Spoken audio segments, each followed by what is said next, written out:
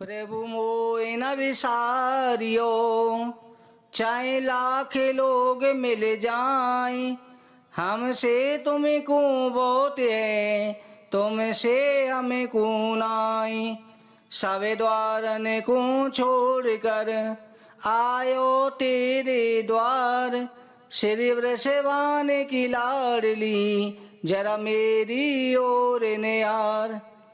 भक्तों, बृहस्पतिवार की व्रत कथा सुनने से सभी प्रकार की मनोकामना पूरी हो जाती है। भगवान बृहस्पति देव की कथा सुनने से पहले आप चैनल पर नए हैं, चैनल को सब्सक्राइब जरूर करें, बगल में घंटी के बटन को दबाएं, ऑल पे क्लिक करें, वीडियो को शेयर करें। जय बृहस्पति देव कमेंट बॉक्स में लिखें। भगवान बृहस्पति देव की कृपा दृष्टि हमेशा आपके ऊपर बनी रहे। भारतवर्ष में एक प्रतापी राजा था। वो राजा नित्य गरीबों को, ब्राह्मणों को दान करता, गरीबों को सहायता करता। ये बात उसकी रानी को अच्छी नहीं लगती थी। वो ना तो गरीबों को दान देती, ना भगवान की पूजा करती, राजा को भी दान देने से मना करती थी।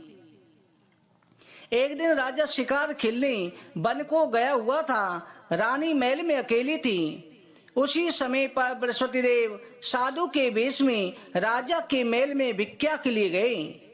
भिक्षा मांगी। रानी ने भिक्षा देने से इनकार कर दिया। कहा कि साधु महाराज, मैं तो दान पुण्य से तंग आ गई हूँ। मेरा पति सारा दिन धन लुटाता रहता है। मेरी तो इच्छा ही है कि हमारा धन नष्ट हो जाए, ना रहेगा बांस, ना बजेगी बांसुरी।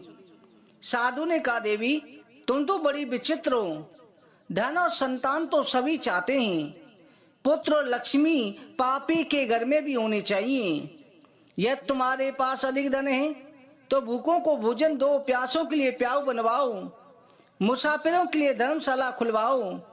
जो निर्धन अपनी कुंवारी कन्याओं का विवाह नहीं करा सकते, उनका विवाह करा दो। ऐसे और कई काम हैं जिनको करने से तुम्हारा यश लोक परलोक में फैलेगा। परंतु रानी पर उपदेश का कोई प्रभाव नहीं पड़ा। वो बोली, महाराज आप मुझे कुछ ना समझाएं। मैं ऐसा धन नहीं चाहती जो हर जगह बांटती फिरूं। साधु ने उत्तर दिया कि हे देवी, यह तुम्हारी ऐसी इच्छा है, तथास्तु।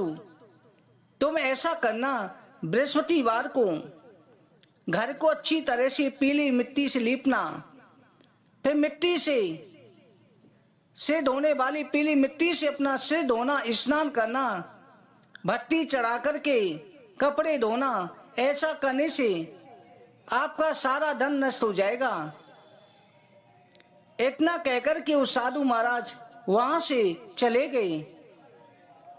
साधु के अनुसार कई बातों को पूरा करते हुए रानी को केवल 3 बृहस्पतिवार ही बीते थे। उसकी समस्त धन संपत्ति नष्ट हो गई। भोजन के लिए राजा का परिवार तरसने लगा। तब एक दिन राजा ने रानी से बोला कि हे रानी, तुम यहीं रहो, मैं दूसरे देश को जाता हूं, क्योंकि यहां पर सभी लोग मुझे जानते हैं। इसलिए मैं कोई छोटा कार्य नहीं कर सकता। ऐसा कहकर के राजा परदेश चला गया। वहां पर जंगल से लकड़ी काट कर लाता, शहर में बेचता। इस तरह से अपना जीवन व्यतीत करने लगा। उधर राजा ने इसी प्रकार से लकड़ी काट करके जंगल से लकड़ी काटना, शहर में बेचना, अपना जीवन यापन करने लगा। इधर रानी और दासी दुखी रहने लगी। एक बार जब रानी और दासी को 7 दिन तक बिना भोजन के रहना पड़ा, तो रानी ने अपनी दासी से कहा, दासी पास के नगर में मेरी बहन रहती है, वो बड़ी धनवान है, तो उसके पास जा, कुछ ले आ, ताकि थोड़ा बहुत गुजर बसर हो जाए। दासी रानी के बहन के पास गई। उस दिन गुरुवार था। रानी की बहन उस समय बृहस्पतिवार की व्रत कथा सुन रही थी। दासी ने रानी की बहन को अपनी रानी का संदेश दिया, लेकिन रानी की बड़ी बहन ने कोई उत्तर नहीं दिया। जब दासी को रानी की बहन से कोई उत्तर नहीं मिला तो बहुत दुखी हुई, उसे क्रोध भी आया। दासी ने वापस आकर रानी को सारी बात बता दी। सुन करके रानी अपने भाग्य को कोसने लगी कि किसी का कोई दोष नहीं है, ये सब समय के अनुसार होता है। उधर रानी की बहन ने सोचा कि मेरी बहन की दासी आई थी, परंतु मैं उससे नहीं बोली, इससे वो बहुत दुखी हुई होगी। कथा सुनकर पूजन समाप्त करके अपनी बहन के घर आई। कहने लगी, हे बहन, मैं बृहस्पतिवार का व्रत कर रही थी, तुम्हारी दासी मेरे घर आई थी, परंतु जब तक कथा होती है तब तक ना तो उठते हैं और ना ही बोलते हैं, इसलिए मैं नहीं बोली। कहो दासी क्यों गई थी? रानी बोली, बहन तुमसे क्या छिपाऊं, हमारे घर में खाने तक को अनाज नहीं था। ऐसा कहते कहते रानी की आंखें भर आईं। उसने दासी समेत अपने पिछले 7 दिनों से भूखे रहने तक की बात अपनी बहन को विस्तार पूर्वक सुना दी। रानी की बहन बोली, देखो बहन, भगवान बृहस्पति देव सबकी मनोकामना को पूरा करते हैं। देखो शायद तुम्हारे घर में अनाज रखा हो। पहले तो रानी को विश्वास नहीं हुआ, पर बहन के आग्रह करने पर उसने अपनी दासी को घर के अंदर भेजा। उसे सचमुच अनाज से भरा एक गड़ा मिल गया। यह देख करके दासी को बड़ी हैरानी हुई। दासी रानी से कहने लगी, हे रानी, जब हमको भोजन नहीं मिलता तो हम व्रत तो करते ही हैं, इसलिए क्यों ना इनसे व्रत और कथा की विधि पूछ ली जाए, ताकि हम भी इस व्रत को कर सकें। तब रानी ने अपनी बहन से बृहस्पतिवार के व्रत के बारे में पूछा।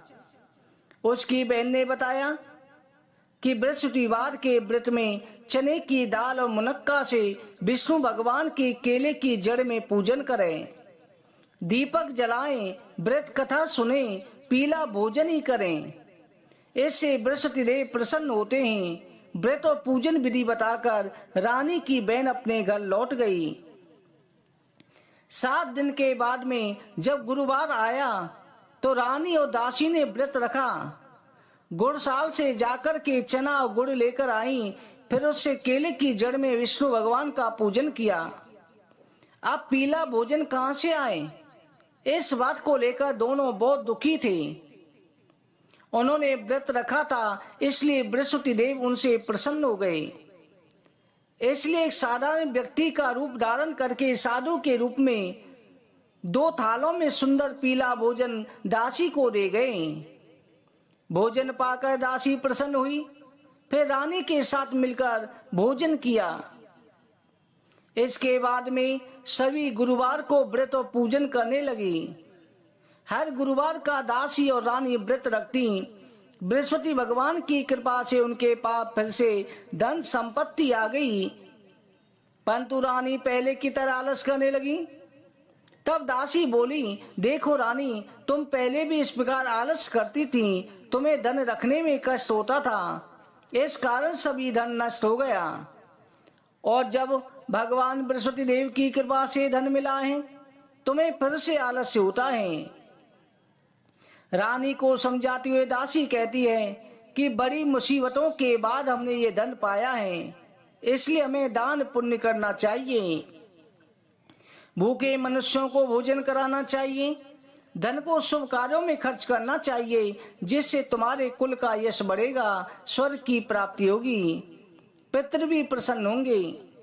दासी की बात सुनकर रानी अपना धन शुभ कार्यों में खर्च करने लगी। पूरे नगर में यश फैलने लगा। बृहस्पतिवार के इस प्रकार से रानी और दासी पूजा करने लगी, प्रसाद बांटती। इधर राजा जो है दुखी होकर के जंगल में एक पेड़ के नीचे आसन जमा कर बैठा था। वो अपनी दशा याद करके व्याकुल होकर रोने लगा। बृहस्पतिवार का दिन था। अचानक उसने देखा कि निर्जन वन में एक साधु प्रकट हुआ। वो साधु वेश में स्वयं बृहस्पति देवता थे। लकड़हारे के सामने आकर के बोले, लकड़हारे, इस सुनसान जंगल में तू चिंता मग्न क्यों बैठा है?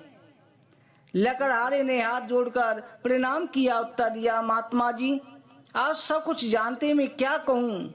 ये कहकर के राजा रोने लगा। साधु को अपनी आत्मकथा सुनाई। महात्मा जी ने कहा, तुम्हारी स्त्री ने बृहस्पतिवार के दिन बृहस्पति भगवान का निरादर किया है, जिसके कारण रुष्ट होकर उन्होंने तुम्हारी ये दशा कर दी है। अब तुम चिंता को दूर करके मेरे कहने पर चलो, तुम्हारे सब कष्ट दूर हो जाएंगे। भगवान पहले से भी अधिक संपत्ति देंगे। तुम बृहस्पति के दिन कथा किया करो। 2 पैसे के चने मुनक्का लाकर उनका प्रसाद बनाओ। शुद्ध जल से लोटे में शक्कर मिलाकर अमृत तैयार करो। कथा के पश्चात अपने सारे परिवार और सुनने वाले प्रेमियों में अमृत बांट करके, प्रसाद बांटकर आप भी ग्रहण करो। ऐसा करने से भगवान तुम्हारी सभी मनोकामनाएं पूरी करेंगे। साधु के ऐसे वचन सुनकर लकड़हारा बोला कि हे प्रभु, मुझे लकड़ी बेचकर इतना पैसा नहीं मिलता जिससे भोजन के उपरांत कुछ बचा सकूं। मैंने रात्रि में अपनी स्त्री को भी व्याकुल देखा है। मेरे पास में कुछ भी नहीं है जिससे मैं उसकी खबर मंगा सकूं। साधु ने कहा, हे लकड़हारे, तुम किसी बात की चिंता मत करो। बृहस्पति के दिन तुम रोजाना की तरह लकड़ियां लेकर शहर को जाओ। तुमको रोज से दुगना धन प्राप्त होगा, जिससे तुम भली भांति भोजन कर लोगे। बृहस्पति देव की पूजा का सामान भी आ जाएगा। साधु ने बृहस्पति देव की कथा के बारे में राजा को बताया और राजा को जो है कथा सुनाई कि राजन, इस कथा को किया करो। प्राचीन काल में महात्मा जी राजा को सुना रहे हैं कि राजन, प्राचीन काल में एक ब्राह्मण रहता था। वो बहुत निर्धन था, उसके कोई संतान नहीं थी। उसकी स्त्री बहुत मलिनता के साथ रहती थी। वो स्नान करती, ना देवता का पूजन करती। ऐसे ब्राह्मण देवता बड़े दुखी रहते थे। बेचारे बहुत कुछ कहते, परंतु उस ब्राह्मणी पर कोई प्रभाव नहीं पड़ता। भगवान की कृपा से ब्राह्मण के घर में एक कन्या रूपी रत्न पैदा हुआ। कन्या बड़ी होने पर प्रातः स्नान करके विष्णु भगवान का जाप करती, बृहस्पतिवार का व्रत करती, पूजन करती। पूजन पाठ समाप्त करके विद्यालय को जाती। अपनी मुट्ठी में जौ भर के ले जाती, पाठशाला से मार्ग में डालती जाती। जब वो सोने के जौ जाते, लौटते समय उनको बीन करके घर ले आती थी। एक दिन वो बालिका सूप में सोने के जौ फटक कर साफ कर रही थी। उसके पिता ने देख लिया। कहा, बेटी, सोने के जौ के लिए सोने का सूप होना चाहिए। दूसरे दिन बृहस्पतिवार का दिन था। कन्या ने व्रत रखा। बृहस्पति देव से प्रार्थना करके कहा, मैंने आपकी पूजा सच्चे मन से की है, मेरे लिए सोने का सूप दे दो। बृहस्पति देव ने उसकी प्रार्थना स्वीकार कर ली। रोजाना की तरह कन्या जौ फैलाती हुई जाने लगी। जब लौट कर के जौ बीन रही थी तो बृहस्पति की कृपा से सोने का सूप मिला। उसे घर ले आई, उसमें जौ साफ करने लगी, परंतु उसकी माँ का वही ढंग था। एक दिन की बात है, कन्या सोने के सूप में सोने के जौ साफ कर रही थी। उस समय उस शहर का राजपुत्र वहां होकर के निकला। इस कन्या के रूप और कार्य को देखकर मोहित हो गया। अपने घर आकर के भोजन जल त्याग करके उदास होकर के लौट गया। उदास होकर के लेट गया। राजा को जब इस बात का पता लगा तो अपनी मंत्री को बुलाया और उसके पास आकर के कहा कि बेटा, तुम्हें किस बात का कष्ट है? किसी ने अपमान किया है अथवा जो कारण हो सो कहो, मैं वही करूंगा जिससे तुम प्रसन्न हो जाओ। अपने पिता की राजकुमार ने बातें सुनी, बोला कि मुझे आपकी कृपा से किसी बात का दुख नहीं है, किसी ने मेरा अपमान नहीं किया है, परंतु मैं उस लड़की से विवाह करना चाहता हूं जो सोने के सूप में सोने के जौ साफ कर रही है। ये सुनकर के राजा आश्चर्य में पड़ गया। बोला कि बेटा, इस तरह की कन्या का पता तुम ही लगाओ, मैं उसके साथ तेरा विवाह अवश्य करवा दूंगा। राजकुमार ने उस लड़की के घर का पता बताया। तब मंत्री उस लड़की के घर गए, ब्राह्मण देवता को सभी हाल बतलाया। ब्राह्मण देवता ने राजकुमार के साथ अपनी कन्या के विवाह के लिए तैयार हो गए।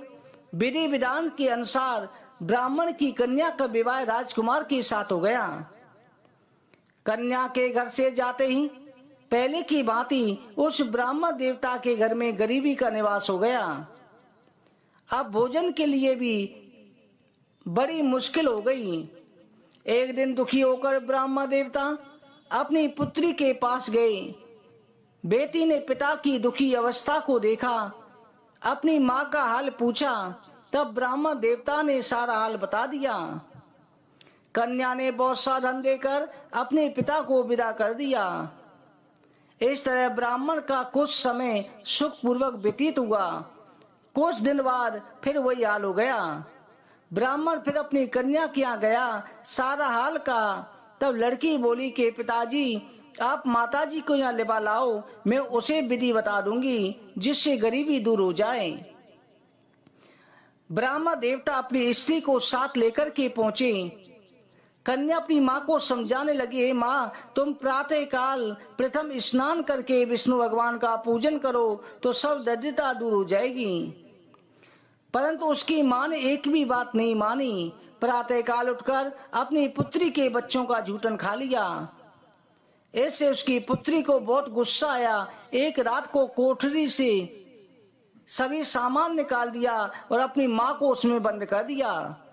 प्रातः काल माँ को निकाला, स्नान करा के पाठ करवाया। उसकी माँ की बुद्धि ठीक हो गई। फिर प्रत्येक बृहस्पतिवार का व्रत रखने लगी। इस व्रत के प्रभाव से माँ बाप बहुत ही धनवान हो गए और उनको एक सुंदर पुत्र की प्राप्ति हुई। बृहस्पति देव के प्रभाव से इस लोक में सुख भोग कर स्वर्ग लोक को चले गए। साधु महाराज ने इस तरह से राजा को बृहस्पतिवार की व्रत कथा बतलाई। इतना कहकर के साधु महाराज अंतर ध्यान हो गए। धीरे धीरे समय व्यतीत होने लगा। बृहस्पतिवार का दिन आया। लकड़हारा जंगल से लकड़ी काटकर किसी शहर में बेचने को गया। उसे उस दिन अधिक पैसा मिला। राजा ने चना गुड़ लाकर गुरुवार का व्रत किया। उस दिन से उसके सभी कलेश दूर हो गए। परंतु जब दोबारा गुरुवार का दिन आया तो बृहस्पतिवार का व्रत करना भूल गया। इससे बृहस्पति भगवान नाराज हो गए। उस दिन उस नगर के राजा ने विशाल यज्ञ का आयोजन किया तथा शहर में घोषणा करवा दी कि कोई भी मनुष्य अपने घर में भोजन न बनावे, न आग जलावे, समस्त जनता मेरे यहाँ भोजन करने आवे। जो इस आज्ञा को नहीं मानेगा उसको फांसी की सजा दी जाएगी। इस तरह से घोषणा संपूर्ण नगर में करवा दी गई।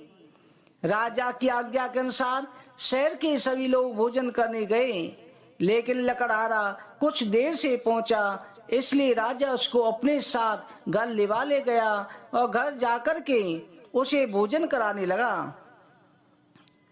उसी समय रानी की दृष्टि खूंटी पर पड़ी, जिस पर रानी का नौलखा हार लटका हुआ था। खूंटी हार को निगल गई थी, वहां पर हार दिखाई नहीं दिया। रानी ने निश्चय किया कि मेरा हार इस मनुष्य ने चुरा लिया है। उसी समय सिपाहियों को बुला करके लकड़हारे को कारागार में डलवा दिया। जब लकड़हारा कारागार में पड़ गया, बहुत दुखी होकर बिचाने लगा, न जाने कौन से पूर्व जन्म के कर्म से मुझे ये दुख प्राप्त हुआ है। उसी साधु को याद करने लगा जो जंगल में मिला था। उसी समय तत्काल बृहस्पति देव साधु के रूप में प्रकट हुए। उसकी दशा को देख कर कहने लगे, अरे मूर्ख, तूने बृहस्पति देव की कथा नहीं करी। इस कारण से तुझे दुख प्राप्त हुआ है। अब चिंता मत कर, बृहस्पतिवार के दिन कारागार के दरवाजे पर 4 पैसे पड़े मिलेंगे, उनसे तू बृहस्पतिवार की पूजा करना, तेरे सभी कष्ट दूर हो जाएंगे। बृहस्पतिवार के दिन उसे 4 पैसे पड़े मिले। लकड़हारे ने कथा कही। उसी रात्रि को बृहस्पति देव ने उस नगर के राजा को स्वप्न का, हे राजा, तूने जिस आदमी को कारागार में बंद कर दिया है वो निर्दोष है, वो राजा है, उसे छोड़ देना। रानी का उसी खूंटी पर लटका है। अगर तू ऐसा नहीं करेगा मैं तेरे राज्य को नष्ट कर दूंगा। इस तरह रात्रि के स्वप्न को देखकर राजा प्रातः काल उठा, खूंटी पर हाथ देख करके लकड़हारे को बुलाकर क्षमा मांगी और लकड़हारे को राजा की एक सुंदर वस्त्र आभूषण देकर के विदा किया। बृहस्पति देव की आज्ञा के अनुसार राजा अपने नगर को चल दिया। राजा जब अपने नगर के निकट पहुंचा, उसे बड़ा आश्चर्य हुआ। नगर में पहले से अधिक बाग, तालाब, कुएं, बहुत सी धर्मशाला, मंदिर आदि बन गई हैं। राजा ने पूछा, ये बाग और धर्मशाला किसके हैं? नगर के सब लोग कहने लगे, सब रानी और बांदी के हैं। राजा को बड़ा आश्चर्य हुआ, गुस्सा भी आया। जब रानी ने खबर सुनी कि राजा आ रहे हैं, उन्होंने बांदी से कहा, दासी देख, राजा हमको कितनी बुरी हालत में छोड़ गए थे। हमारी ऐसी हालत देख कर के वो लौट ना जाएं, इसलिए तू दरवाजे पर खड़ी हो जा। आज्ञा के अनुसार दासी दरवाजे पर खड़ी हो गई। राजा आए, उन्हें अपने साथ लबा लाई। तब राजा ने क्रोध करके रानी से पूछा, ये धन तुम्हें कैसे प्राप्त हुआ? रानी ने कहा, हे स्वामी, ये सब धन बृहस्पति देव के व्रत के प्रभाव से प्राप्त हुआ है। राजा ने अब निश्चय किया कि 7 रोज बाद तो सभी बृहस्पति देव का पूजन करते हैं, परंतु मैं प्रतिदिन दिन में 3 बार कहानी और रोज व्रत किया करूंगा। हर समय राजा के दुपट्टे में चने की दाल बनी रहती, दिन में 3 बार कहानी कहता। एक दिन राजा ने विचार किया, चलो अपनी बहन के घर युवा में। इस तरह निश्चय करके राजा घोड़े पर सवार होकर अपनी बहन के यहाँ चलने गया। जब रास्ते में चल रहा, मार्ग में उसने देखा कि कुछ आदमी एक मुर्दे को लेकर जा रहे हैं। उन्हें रोककर राजा कहने लगा, रे भाइयों, मेरी बृहस्पतिवार की कथा सुन लो। वो बोले, हमारा तो आदमी मर गया है, इसको अपनी कथा की पड़ी है। परंतु कुछ आदमी बोले, अच्छा कहो, हम तुम्हारी कथा भी सुनेंगे। राजा ने डाल निकाली। जब कथा आदि हुई, मुर्दा हिलने लग गया। जब कथा समाप्त हो गई, राम राम करके वो मनुष्य उठ करके खड़ा हो गया। राजा आगे चढ़ा। मार्ग में उसे एक किसान खेत में हल चलाता मिला। राजा ने उसे देख करके उससे कहा, रे भैया, तुम मेरी बृहस्पतिवार की कथा सुन लो। किसान बोला, जब तक मैं तेरी कथा सुनूंगा तब तक 4 हरैया जोत लूंगा। जब अपनी कथा किसी और को सुनाना। इस तरह राजा आगे चलने लगा। राजा के आगे बढ़ते ही बैल पछाड़ खाकर गिर गए। किसान के पेट में बड़ी जोर का दर्द होने लग गया। उस समय उसकी माँ रोटी लेकर आई। उसने ये देखा, अपने पुत्र से सवाल पूछा।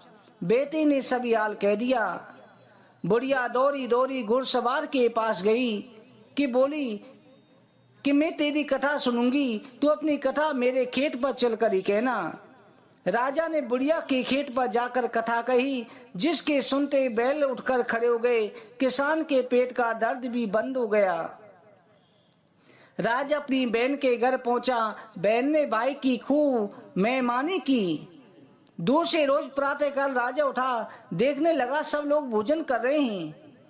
राजा ने अपनी बहन से कहा, ऐसा कोई मनुष्य है जिसने भोजन नहीं किया हो, मेरी बृहस्पतिवार की कथा सुन ले।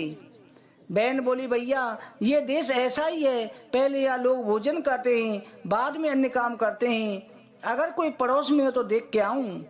ऐसा कह करके देखने गई, परंतु उसे कोई ऐसा व्यक्ति नहीं मिला जिसने भोजन न किया हो। एक कुमार के घर गई, जिसका लड़का बीमार था। उसे मालूम हुआ कि यहाँ 3 रोज से किसी ने भोजन नहीं किया है। रानी ने अपने भाई की कथा सुनने के लिए कुमार से कहा। वो तैयार हो गया। राजा ने जाकर के बृहस्पतिवार की कथा कही, जिसको सुनकर के उसका लड़का ठीक हो गया। अब तो राजा की प्रशंसा होने लगी। एक दिन राजा ने अपनी बहन से कहा, बहन हम अपने घर को जाएंगे, तुम भी तैयार हो जाओ। राजा की बहन ने अपनी सास से कहा, सास ने कहा चली जा, परंतु अपने लड़कों को मत ले जाना क्योंकि तेरे भाई की कोई औलाद नहीं है। बहन ने कहा, भैया मैं तो चलूंगी पर कोई बालक नहीं जाएगा। राजा बोला कि जब कोई बालक ही नहीं चलेगा तो तुम क्या करोगी। बड़े दुखी मन से राजा अपने नगर को लौट आया। राजा ने अपनी रानी से कहा, हे रानी हम निर्वंशी हैं, हमारा मुंह देखने का धर्म नहीं है, कुछ भोजन आदि नहीं किया। रानी बोली, हे प्रभु बृहस्पति देव ने हमें सब कुछ दिया है, वो हमें औलाद भी अवश्य देंगे। उसी रात को बृहस्पति देव ने राजा से कहा कि हे राजा उठ, सभी सोच त्याग दे, तेरी रानी गर्भ से है। स्वप्न देखकर बृहस्पति देव अंतर्ध्यान हो गए। राजा ये बात सुनकर के बड़ा खुश हुआ। 9वें महीने में उसके घर में एक सुंदर पुत्र पैदा हुआ। राजा बोला, हे रानी स्त्री बिना भोजन के रह सकती है, बिना कहे नहीं रह सकती। जब मेरी बहन आवे तुम उससे कुछ मत कहना। रानी ने सुनकर हाँ कर दिया। जब राजा की बहन ने सो समाचार सुना तो बहुत खुश हुई, बधाई लेकर अपने भाई के यहाँ आई। तभी रानी ने कहा, घोड़ा चढ़कर तो नहीं आई, गधा चढ़ी आई। राजा की बहन बोली, भाभी मैं इस प्रकार ना कहती तो तुम्हें संतान की प्राप्ति कैसे होती। बृहस्पति देव ऐसे ही हैं, जिसके मन में जो कामनाएं होती है सभी की पूर्ण करते हैं। जो सद्भावना पूर्वक बृहस्पतिवार का व्रत करता है, कथा सुनता है, दूसरों को सुनाता है, बृहस्पति देव उसकी सभी मनोकामना पूरी करते हैं। हे बृहस्पति देव भगवान, जो भी कथा सुन रहे हैं चैनल को सब्सक्राइब किया है तो उनकी मनोकामना पूरी अवश्य करें। आप सभी भक्तों से निवेदन है, अगर आप बृहस्पति देव के, भगवान विष्णु के, भोलेनाथ के सच्चे भक्त हैं, चैनल को सब्सक्राइब करें, बगल में घंटी के बटन को दबा करके ऑल पे क्लिक करें और अपने कमेंट बॉक्स में जय बृहस्पति देव अवश्य लिखें। बोलो विष्णु भगवान की जय।